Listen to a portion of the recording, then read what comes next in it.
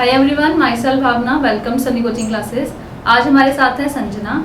इन्होंने PAU AAT के exam को ना कि सिर्फ क्लियर किया बल्कि यहाँ पे बहुत अच्छा रैंक भी लिया और अपनी एडमिशन भी BSc एग्रीकल्चर में PAU में ले चुके हैं। तो जानते हैं इनकी क्या स्ट्रैटेजी थी। सो स्टार्ट करते हैं वीडियो। Let's start. सबसे पहले आप अपने इंट्रोडक्शन दीजिए। आपका नाम, कहाँ से हैं, कितना रैंक है और किस कोर्स? मेरा नाम संजना है, मैं होशियारपुर से हूँ और मेरा रैंक एट एग्ज़ाम में 72 रहा। मैंने यहाँ से काफ़ी कुछ सीखा और मेरा अच्छा यहाँ पे काफ़ी टाइम रहा। आपको PAU AAT के बारे में कब पता लगा? ये मुझे मेरी एक फ्रेंड से पता लगा था और उन्होंने मुझे प्रेफर किया था कि आप सनी कोचिंग क्लासेस में ज्वाइन करो, वहाँ पे आपको अच्छी गाइडेंस मिल जाएगी और आपकी अच्छी तैयारी हो जाएगी। कौन से स्टेप्स आपको लगता है बच्चे को फॉलो करने चाहिए AAT एग्ज़ाम को क्लियर करने के लिए ताकि वो भी आपकी तरह एडमिशन ले सके यहाँ पे? सबसे पहले तो जो हमारी पुरानी बुक्स है, क्योंकि एट में ज़्यादा सिलेबस 10th का ही होता है, तो हमें पहले सारी बुक्स अपनी साइंस की और मेनली एग्रीकल्चर यहाँ पे मेन सब्जेक्ट होता है तो उसकी कर लेनी चाहिए। उसके बाद उसकी बार बार प्रैक्टिस करनी चाहिए और MCQs की ज़्यादा प्रैक्टिस करनी चाहिए। कौन कौन से सब्जेक्ट्स आते हैं इस एग्ज़ाम में? इसमें 4 सब्जेक्ट्स होते हैं। एक तो एग्रीकल्चर होता है, एक मैथ्स होता है, एक साइंस होता है और एक इंग्लिश होता है। क्या नेगेटिव मार्किंग भी है एग्ज़ाम में? यस मैम, इसमें नेगेटिव मार्किंग होती है। इसमें 0.25 की नेगेटिव मार्किंग होती है।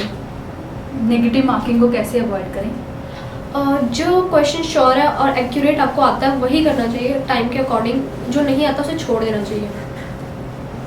पेपर में कितना ड्यूरेशन आपको मिला और कितने टोटल क्वेश्चंस थे? क्वेश्चंस 100 थे और हमारे पास 1.5 घंटा ही था हमारे पास। तो शॉर्टेज नहीं होती? शॉर्टेज होती है पर मैथ्स के क्वेश्चन में टाइम लगता है। साइंस और एग्रीकल्चर के आप जल्दी कर पाते हो। क्या आपने 10th तक एग्रीकल्चर पढ़ी थी as a subject? No ma'am, मैंने नहीं पढ़ी थी। मैंने अभी पढ़ी थी बट आपकी क्लासेस की वजह से वो अच्छा रहा सारा कुछ।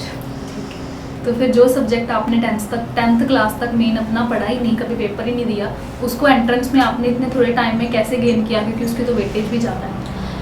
वो मैंने उसकी हमें बहुत अच्छी से प्रैक्टिस करवाई थी। उसकी काफ़ी बार रिवीजन हुआ और हमने उसके बहुत सारे MCQ उसके सारे प्रैक्टिस करते थे हम टेस्ट। ठीक है। नेगेटिव मार्किंग को कैसे अवॉइड करें? एक्यूरेटली, मतलब जो आंसर आपको अच्छे से आता है वही करना चाहिए हमें। क्या आपने कोई मॉक टेस्ट सीरीज की भी प्रैक्टिस करी थी बिफोर एग्ज़ाम? यस मैम, हमें सनी कोचिंग क्लासेस में बहुत सारे मॉक टेस्ट हमेशा प्रोवाइड करते थे। हर मंडे हमारे मॉक टेस्ट होते थे और जब काफ़ी क्लोज आ गया था उसके बाद तो उन्होंने हमें सीरीज़ भेजना शुरू कर दी थी मॉक टेस्ट की, जिससे हमें काफ़ी फ़ायदा हुआ। इस जर्नी में क्या रोल रहा आपके फैमिली फ्रेंड्स वाले का इसका? सभी ने बहुत कोऑपरेट किया।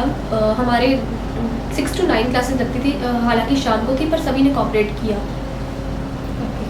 तो कौन सी प्रॉब्लम है जो आपने फेस करी ड्यूरिंग जर्नी? कोई ख़ास प्रॉब्लम मैंने नहीं फेस करी, सब ठीक ही रहा। आप लोग फीडबैक्स भी लेते रहते थे, सब अच्छा रहा। क्या आपके रेगुलर कोई टेस्ट भी होते थे क्लासेस में, लाइव क्लास में? यस मैम, हमारे हमेशा टेस्ट होते थे। सभी हमसे ओरल टेस्ट लेते थे। मैम हमसे सारे हाफ एन आवर उन्होंने टेस्ट ले लेना, उसके बाद दोबारा जो टॉपिक था वो करवा लेना। समझ आ जाता था क्लासेस में सारा? यस मैम, आ जाता था। आपने ऑनलाइन क्लासेस लगाई या ऑफलाइन? ऑनलाइन क्लासेस लगाई थी। समझ आ जाता था सारा? Yes ma'am. Okay. Doubt clearance आप ऑनलाइन क्लासेस में कैसे करते थे? कभी या तो हम मैसेज टाइप कर देते थे या फिर पर्सनली मैम को मैसेज कर देते थे कि ऐसे ऐसे हमें नहीं समझ आया, फिर वो नेक्स्ट क्लास में उसी टाइम समझा दिया करते थे उस क्वेश्चन को। इससे समझ आ जाता है, सारा सिलेबस हो जाता है कवर? यस मैम, उन्होंने बहुत टाइम पे अपना सारा कुछ करवाया था। एग्रीकल्चर जैसे आया एग्ज़ाम में तो उसमें किस तरह के क्वेश्चंस आते हैं, मतलब लेवल ऑफ डिफिकल्टी वाइज? वहाँ पे ज़्यादा साइंस बेसिक साइंस के क्वेश्चन आते हैं। एग्रीकल्चर के भी बेसिक ही, वो नहीं कि बहुत एडवांस, ऐसा ही होता है। जिस तरह के क्वेश्चंस आपने क्लासेस में किए थे, क्या एग्ज़ाम में भी आपको उसी तरह के मिले या डिफरेंट ही था कुछ अलग सा? वैसे टाइप के ही थे। ओके। 3 मस्ट फॉलो टिप्स जो आपको लगता है हर बच्चे को फॉलो करनी चाहिए एग्ज़ाम क्लियर करने के लिए?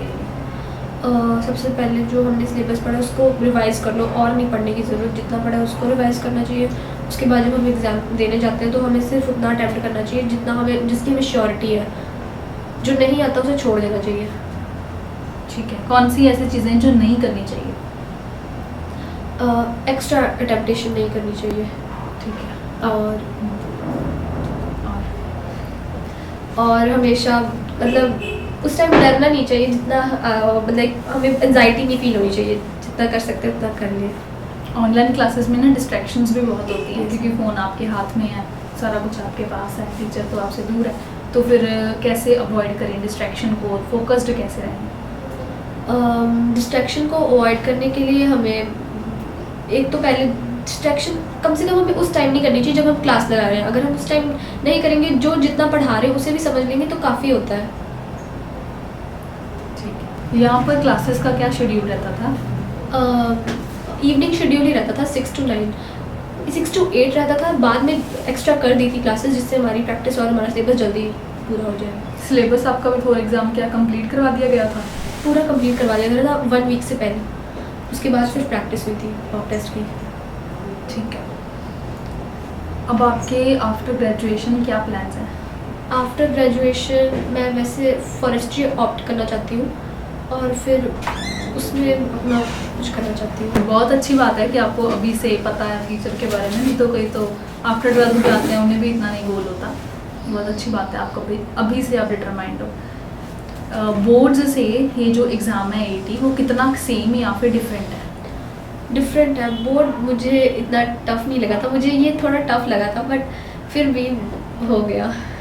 ठीक है। बोर्ड्स में आपने कौन से स्कूल से, कौन से बोर्ड से अपनी पढ़ाई करी थी 10th में और कितने परसेंट आए थे?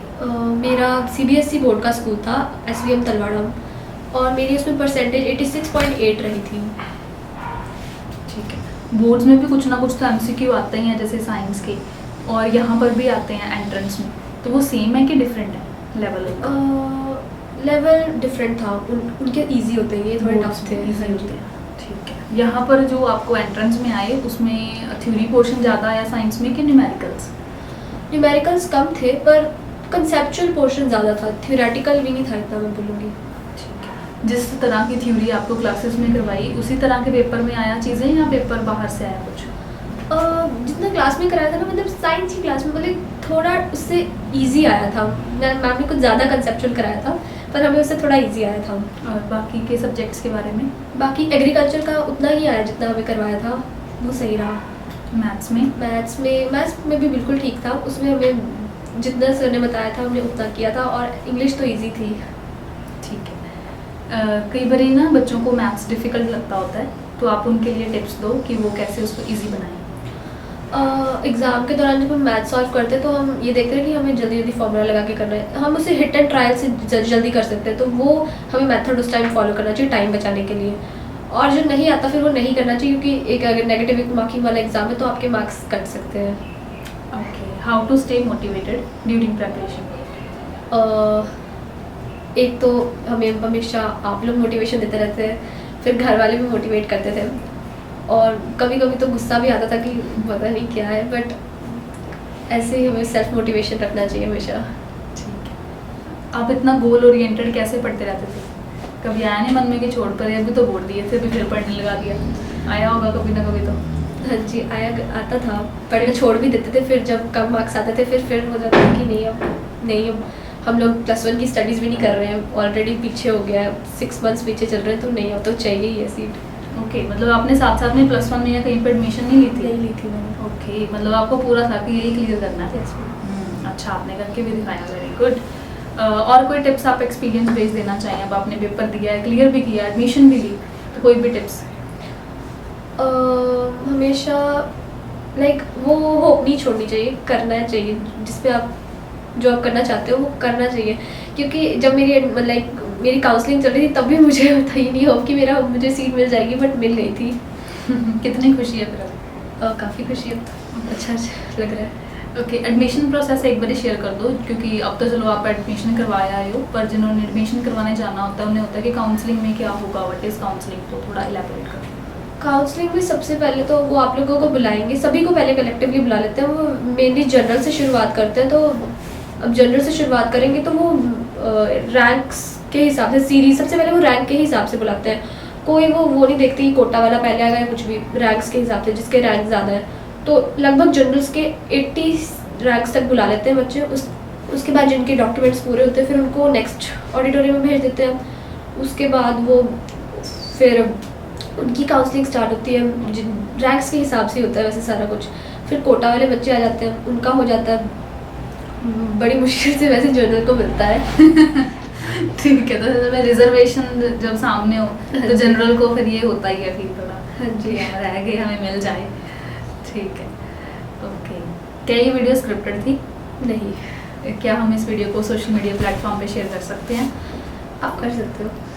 थैंक यू सो मच इतना टाइम देने के लिए। हम यही प्रे करते हैं कि आगे भी आप डिजायर्ड पोजीशन पे पहुंचें। God bless you, thank you so much. अब आपके पेरेंट्स खुश हैं? कैसा फील कर रहे हैं? पूछ लेते हैं, वो करते पूछ लो।